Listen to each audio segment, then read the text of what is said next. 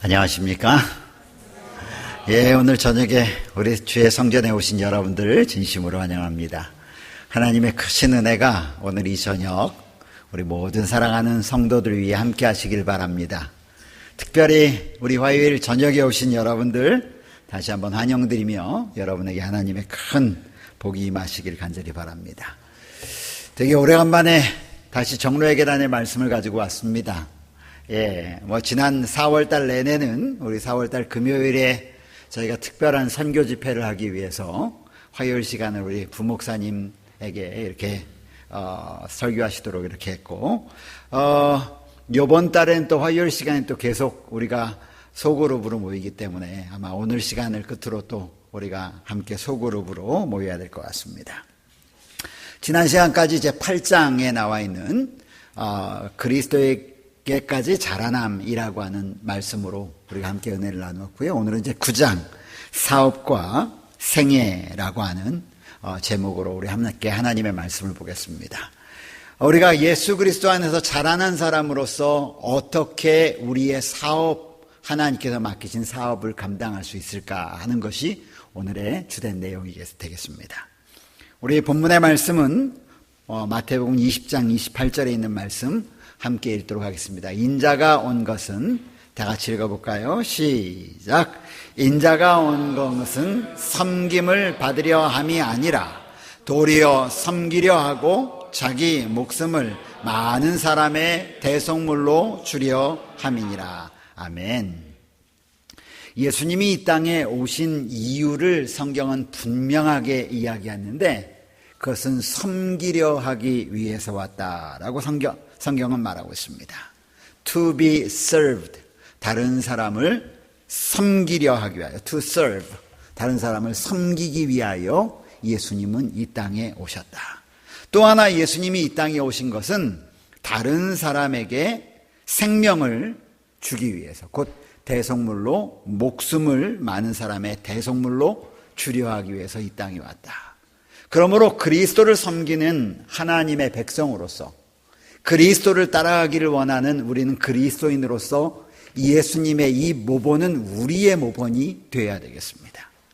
다른 사람들에게 섬김을 받으려 함이 아니라 가급적이면 다른 사람을 섬길 수 있는 사람이 되는 것입니다.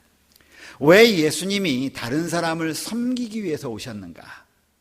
여러분, 예수님이 이 땅에 오신 가장 주된 이유 가운데 하나는 하나님의 품성을 드러내시기 위한 것입니다.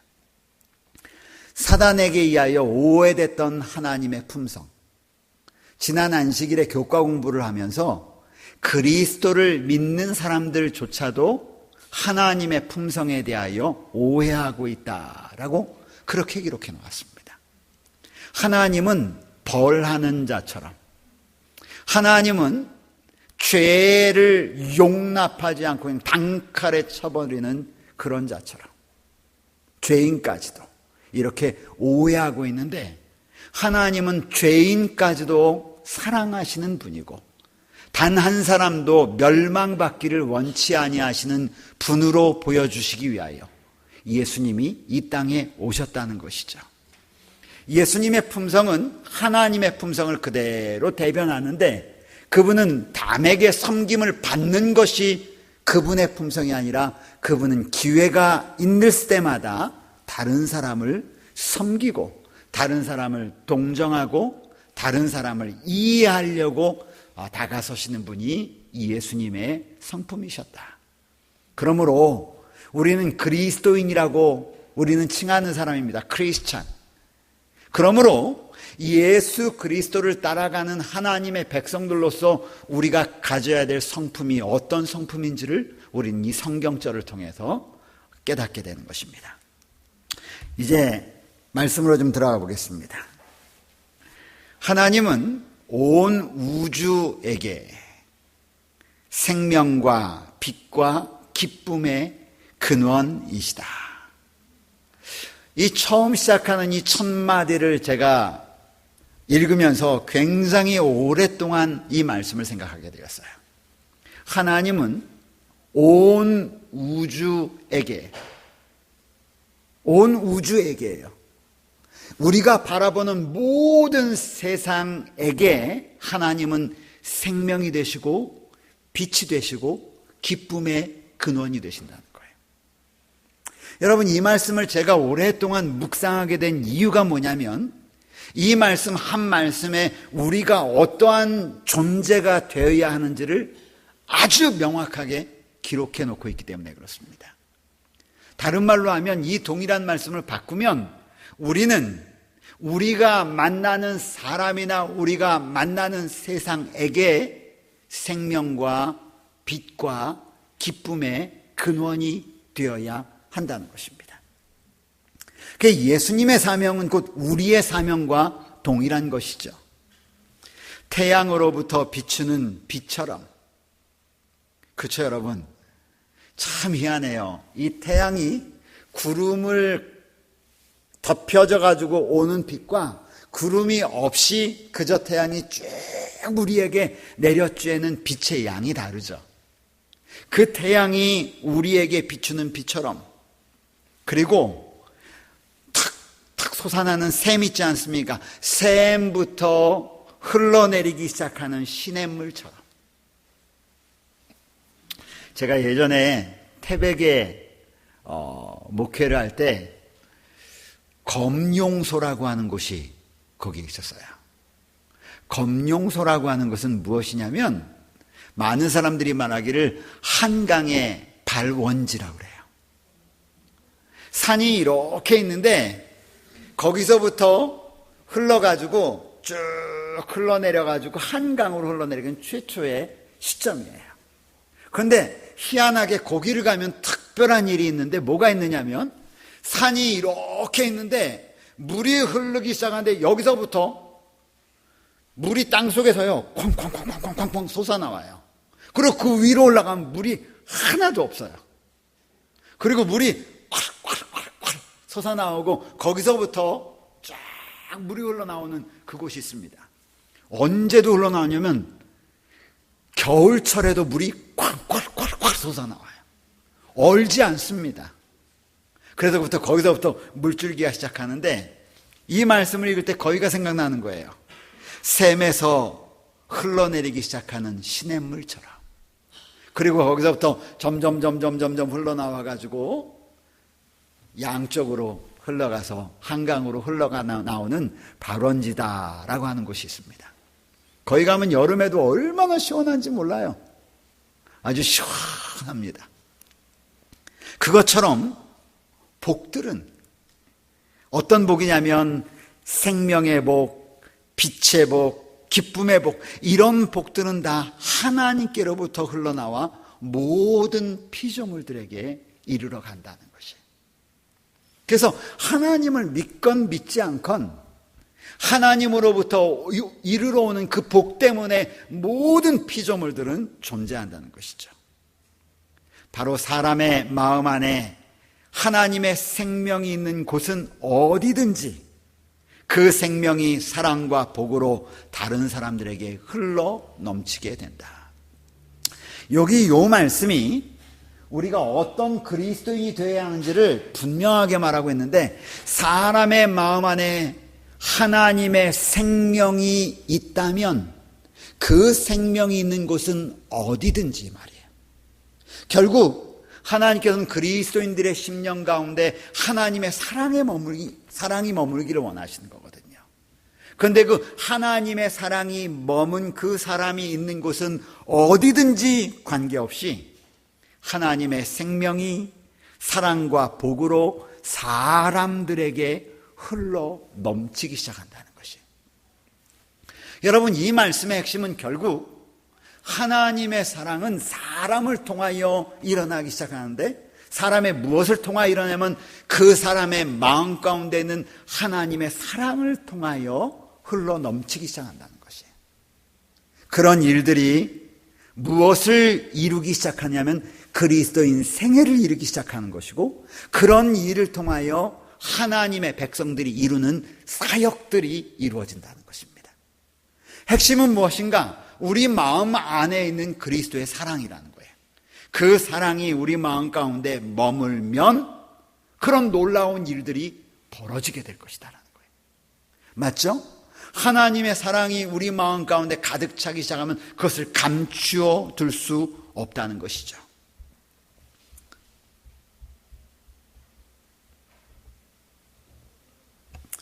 구세주의 기쁨은 타락한 인류를 향상시키고 구원하는 데 있다.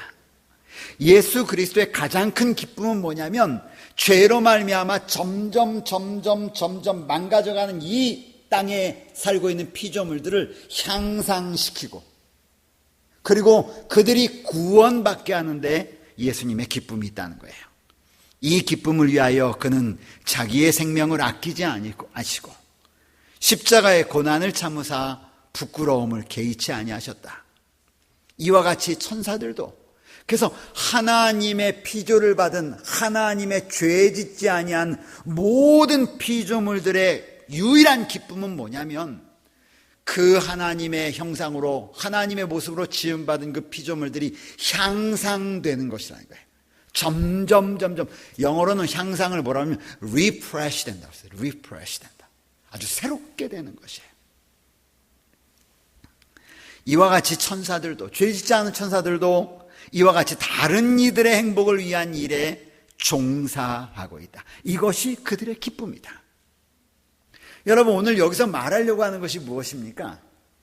하나님께서 하나님의 피조물, 죄 짓지 아니한 피조물들을 통하여 이루시기를 원하시는 것은 다른 이들을 위하여 기쁨의 삶을 사는 것이라는 거예요. 동일하게 이 땅에 살고 있는 하나님의 백성들을 통하여 이루시려고 하는 것이 무엇이냐면 다른 사람의 기쁨을 위하여 사는 것이 하나님의 목적이라는 것이에요. 그런데 다른 사람을 위한 기쁨을 위하여 살게 하는 그 삶은 우리의 능력으로는 안 된다는 것이죠. 핵심이 무엇이냐면 우리 속에 있는 하나님의 사랑이 거할 때만, 우리 속에 하나님의 그 은혜가 자리에 머물 때 그 일이 가능하기 시작한다는 것이에요.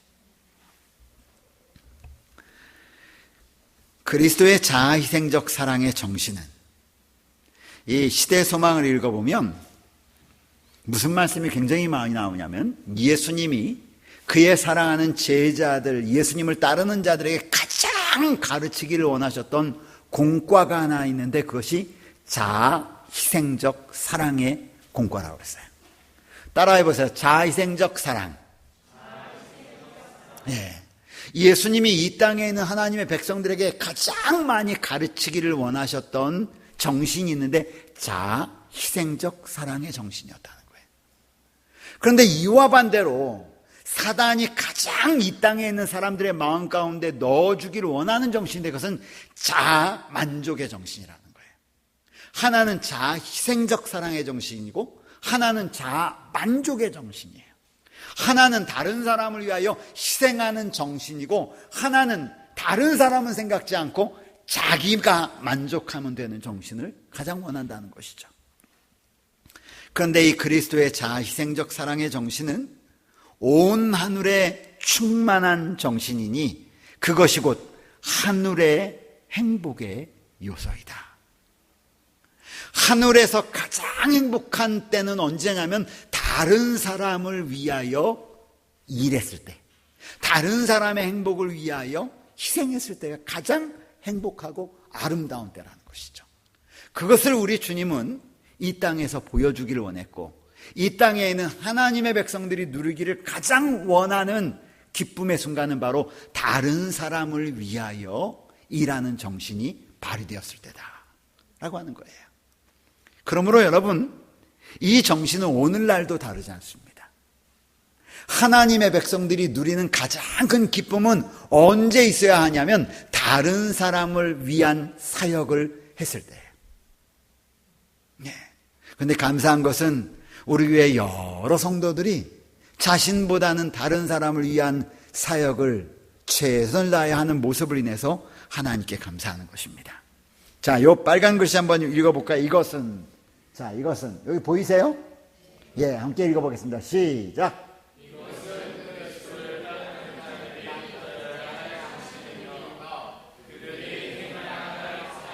예, 이것은 뭐가? 자아희생적 사랑의 정신. 이것은 그리스도를 따르는 자들이 가져야 할 정신이며 그들이 행하여야 할 사역이다.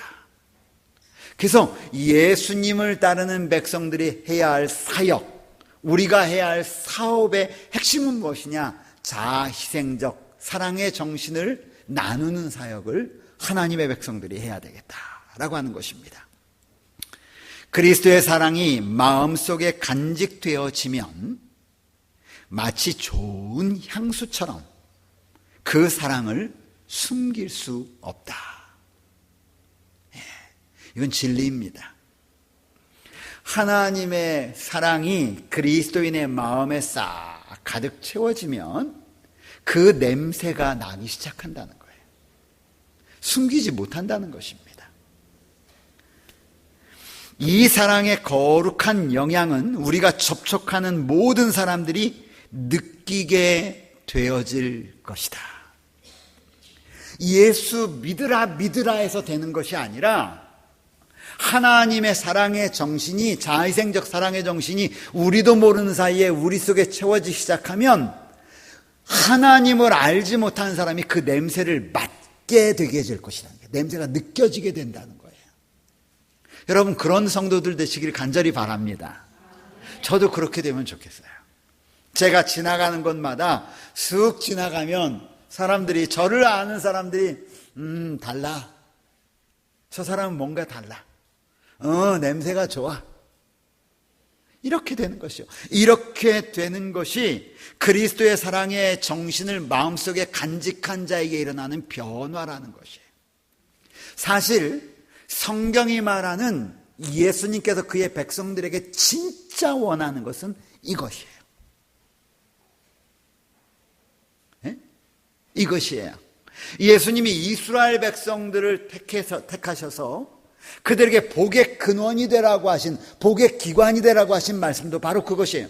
이 땅에 정말 망가진 하나님에 대한 올바른 그림을 누구를 통하여 그리기를 원하셨냐면 하나님의 백성을 통하여 드러내기를 원하셨던 거예요. 그런데 이스라엘 백성들이 그것이 실패하잖아요. 예수 그리스도, 우리 하나님의 올바른 성품을 드러내기는커녕 빛이 되지 못하잖아요. 복의 근원이 되지 못하잖아요. 그런데 그 동일한 그들이 실패한 것을 누구를 통하여 드러내기를 하나님은 정말 원하시냐면 영적 이스라엘 백성을 통하여, 오늘 누구냐? 여러분과 저를 통하여 드러내기를 원하시는 거예요. 뭐를? 그 하나님의 아름다운 품성이 우리의 삶을 통하여 드러나기를 원하시는 거예요. 그래서 우리가 지나가면 우리를 아는 사람들, 우리가 하나님의 백성이라고 하는 사실을 아는 사람들이 우리가 지나가면 그 사람이 있는 곳에 가까이 가기를 원하고, 그 사람이 머무는 곳에 함께 있기를 원하고, 그 사람이 있으면 왠지 좋게 느껴지기를 원하는 거예요. 그렇게 하고 싶은 거죠. 그 사람이 있는 곳에 가까이 가서 있기를 원하고, 그 사람이 하는 일에 옆에 좀 가 있기를 원하고. 이해되시겠어요? 바로 그것이에요. 그런 영향은, 그런 거룩한 영향들은 우리가 접촉하는 모든 사람들이 느끼게 된다. 이게 정말 예수님이 하나님의 백성들에게 이루어지기를 원하는 그런 삶이란 말이죠. 그런데 예수님을 믿는 사람인지 저 사람이 예수님을 믿는 사람인지 알아. 그런데 그 사람 곁에 가면 불편한 거예요. 까칠어. 우리 그리스도인들 사이에서도 마찬가지예요. 우리 예수님을 믿는 사람들 사이에서도 마찬가지. 늘 그 사람은 자기 입장만 내세우는 거죠. 그게 아니라는 거죠. 마음속에 있는 그리스도의 정신은 마치 사막 가운데 있는 샘과 같아서 모든 만물을 많게 할 뿐만 아니라 여러분 상상을 한번 해보세요. 메마른 사막을 여행하고 있는데 거기서 오아시스를 만났어요. 느낌이 어떨 것 같아요? 여러분이 사막을 막 여행하고 있는데 막 갈증을 느끼고 있는데 가다 보면 오아시스를 만났어요. 여러분 어떻게 하실 것 같습니까? 예? 그걸 봤어요. 저기 멀리 있는 걸 봤어요. 어떻게 하시겠어요? 예? 왜 대답들이 없으세요? 표현을 한번 해보세요. 어떻게 하시겠습니까? 지구 가든 짐을 갖다 다 어떻게 할까? 내치고 어떻게 할까요? 막 달려가서 어떻게 할까? 그냥 옷 젖을까 걱정하시겠어요? 아니요. 달려들 거란 말이죠. 그런데 뭐예요? 마음속에 있는 그리스도의 정신은 그 정신을 마음속에 가지고 있는 사람을 만났을 때 사막 가운데 있는 샘을 만난 것과 같아서 그 주위에 있는 만물을 어떻게 할 것이다? 아주 기분 좋게 할 것이다.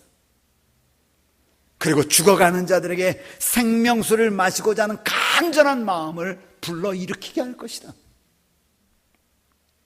예수에 대한 사랑은 노란 것만 읽으시면 돼요. 여기서 예수에 대한 사랑은 그렇게 일하고자 하는 열망으로 표현되어질 것이다. 그러니 하나님의 백성들이 사역을 하는 데 있어서, 사업을 하는 데 있어서, 하나님의 백성들이 일하는 데 있어서 이 말이에요. 그리스도의 사역을 하는 데 있어서 담임 목사가 막 억지로 하라고 해서 하는 것도 아니고 그렇게도 되는 것이 아니라는 거예요. 하나님의 예수님에 대한 그 사랑이 우리 마음 가운데 들어오면, 그 사랑이 우리 마음 가운데 꽉 채워지면 그렇게 일하고자 하는 열망으로 마음이 채워지고 그것이 표현되어지게 될 것이다.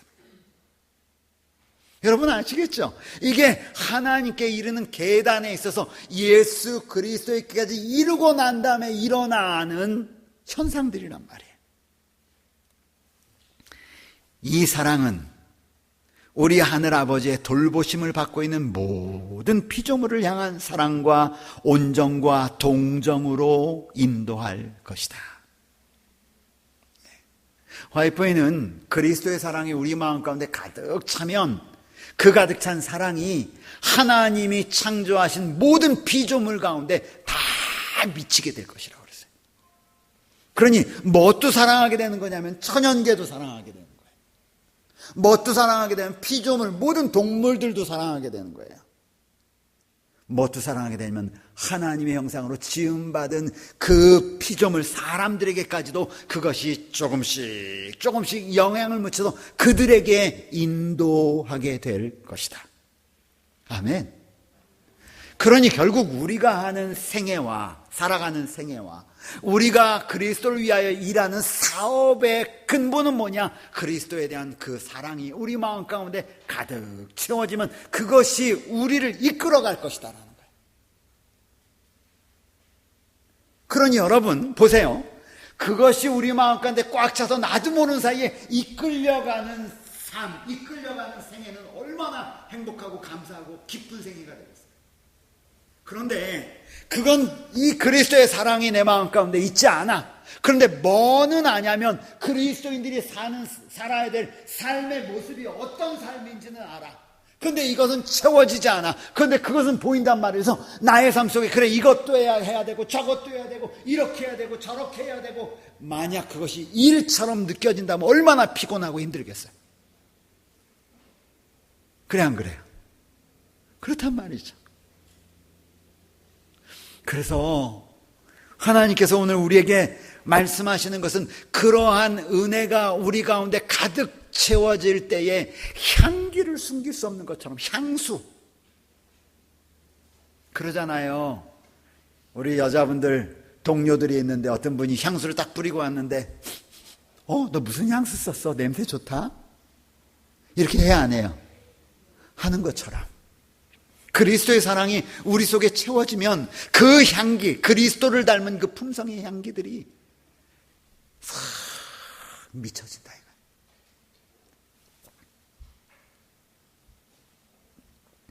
이 사랑은 우리 하늘 아버지의 돌보심을 받고 있는 모든 피조물을 향한 사랑과 온정과 동정으로 인도될 것이다. 그런데 예수님의 이 지상에서의 예수님의 삶은 편안함과 자신을 위한 삶이 아니라 잃어버린 인류를 구원하기 위하여 꾸준히 열렬히 지칠 줄 모르는 노력으로 수고하는 생이었다.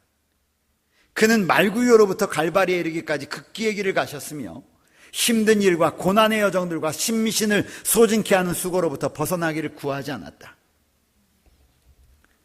이와 같이 그리스도의 은혜를 받은 자들은 그리스도께서 죽으심으로 하늘의 선물을 얻게 하신 자들을 위하여 어떠한 희생이라도 하기를 준비할 것이다. 희생이에요, 여러분. 예수님의 삶은 편안한 삶이 아니었대. 그런데 분명한 것은 그분의 삶은, 그분이 느끼는 그분의 삶은 아까 얘기한 것처럼 기쁨이 넘치는 삶이었었어요.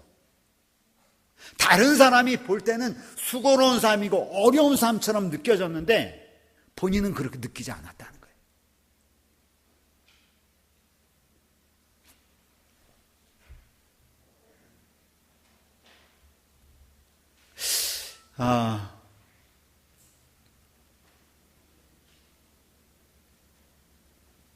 교회에서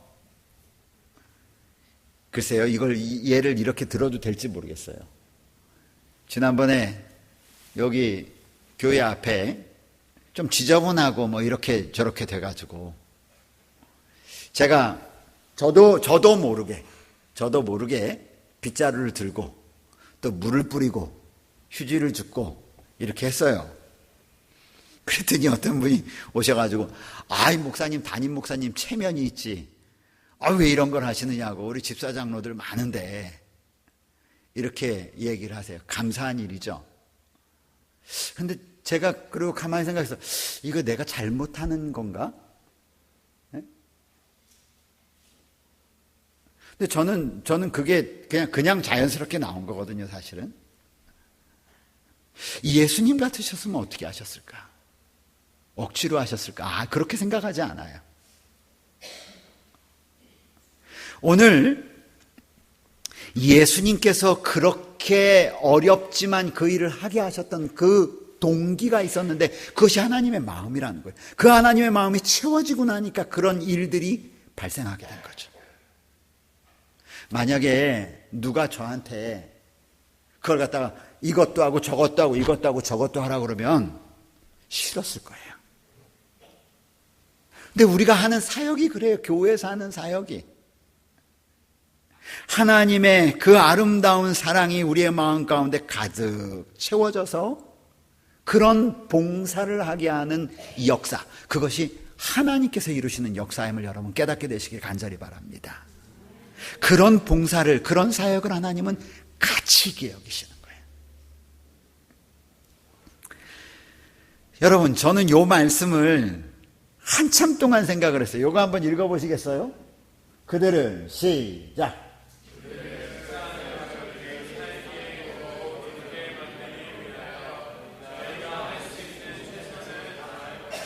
네. 여러분, 이 세상을 좋은 세상으로 만들기 위하여 그들이 할 수 있는 최선을 다하는 사람이 누구냐? 그리스도인이라는 거예요. 그들은 누구냐면 그리스도의 은혜를 받은 자들은 이 말이에요. 그리스도의 은혜를 받은 자들은 세상을, 우리가 살고 있는 세상을 저들이 살기에 더욱 좋게 만들기 위하여 저희가 할 수 있는 최선을 다할 것이다. 여러분, 이 세상 멸망할 세상 아니에요? 그러니까 못되게 만들어야 되잖아. 그런데 그리스도의 은혜를 받은 자들이 나타내는 사랑은 뭐냐면 이 세상을 더욱더 좋게 만들기 위하여. 뭐로 좋게 만들면 그리스도의 빛으로 좋게 만들기 위하여. 그리스도의 품성이 드러나는 그런 세상을 만들기 위하여. 이 세상이 하나님의 그 품성을 소유한 백성들이 가득해서 서로가 다른 사람들을 섬김으로 정말 아름다운 그런 세상이 되게 하기 위하여 최선을 다할 것이다. 여기 그 다음에 이 정신은 최선을 다하여 좋은 세상을 만들려고 하는 이 정신은 참으로 회심한 자에게 반드시 일어나는 정신이다. 여러분 놀랐죠? 회심한 자들이 일어나는 정신은 저 하늘 영적인 나라만 만들어가는 정신인 줄 알았는데 화해부인은 그렇지 않다는 거예요. 회심한 자에게 일어나는 정신은 그가 살고 있는 이 세상에도 그의 주변도 가장 좋은, 살기 좋은 세상으로 만들기 위하여 노력하는 정신이라는 거예요. 여러분, 우리 모두 이러한 정신이 우리 삶 속에서 드러남으로 말미암아 우리가 있는, 우리가 거주하는, 우리가 함께 영향을 미치는 세상이 정말 아름다운 삶의 현장으로 만들어가게 되시길 간절히 바랍니다. 그런데 그곳엔 무엇 때문에 그렇게 되냐? 이 예수님 때문에 그렇게 만들어간다는 것이죠. 만일 우리가 요 말씀도 굉장히 제가 많이 감사한 말씀인데 잘 보이세요? 파란색이라서 잘 안 보이시나요? 보여요? 만일 우리가 그리스도의 의로 옷 입혀지고, 우리 스스로 입는 게 아니에요. 그리스도로 말미암아 우리가 옷 입혀지고 우리 속에 임재하시는 성령님으로 채워지게 되면, 우리가 옷 입혀지고 채워지게 되면 그 다음에 그 평강을 간직하고만 있지는 못할 것이다. 뭐 한다는 거예요? 뭐 한다는 거예요? 그렇죠. 이것이 보여질 것이라는 거예요. 홀드, 영어로 해서 그것을 갖다가 홀딩하고만 있지는 못할 것이다 이거예요. 이 하나님의 채워주시는, 입혀주시는 의와 채워주시는 성령 하나님의 능력으로 말미암아 우리 마음 가운데 있는 이 평강이 안에 간직되어져 있지만 못할 것이다. 이것이 뭐하냐면 폭발한다는 거예요. 우리가 주의 선하심을 맛보고 알았다면 우리는 무엇인가 말할 것이 있을 것이다. 당연하죠. 우리는 그리스도의 아름다움과 보이지 않는 다가올 세상의 실제를 그들에게 보여주려고 하게 될 것이다. 당연한 거예요. 그리스도의 그 아름다우심이 우리 속에 있는데, 그 평강이, 그 행복이 우리 마음 가운데 있는데 어떻게 감춰놓고 있느냐 이거예요. 그것이 드러나게 될 것이고, 그리고 다가올 세상에, 실제적으로 다가올 그 세상을 우리 마음 가운데 간직하고 있는 것이 아니라 그 세상을 보여주려고 할 것이다. 누구에게? 우리 주변에 있는 사람들에게. 그게 바로 그리스도인들이 살아가는 삶이고 그리스도인들이 이루어가는 삶의 모습을 통해서 이루어지는 사업이라는 거예요. 그래서 여러분, 문제는 우리 주위에 맨날 우리 그리스도인들밖에 없는 게 문제잖아요. 우리 최재현 장로님 눈만 뜨면 누구 옆에 항상 가 있어? 우리 그리스도인들 옆에 가 있어. 그렇죠? 그런데 나는 그리스도인밖에 없어서 안 되라고 하지 마시고, 여러분, 우리가 있는 우리 그리스도인들 피차에 이러한 귀한 은혜가 흘러넘치는 그런 하나님의 백성들 되기를 간절히 바랍니다. 여기까지 보고 좀 말씀 마치겠습니다. 자, 요거 위에 있는 말씀 같이 읽으십시다. 남을 복되게 하려는, 시작.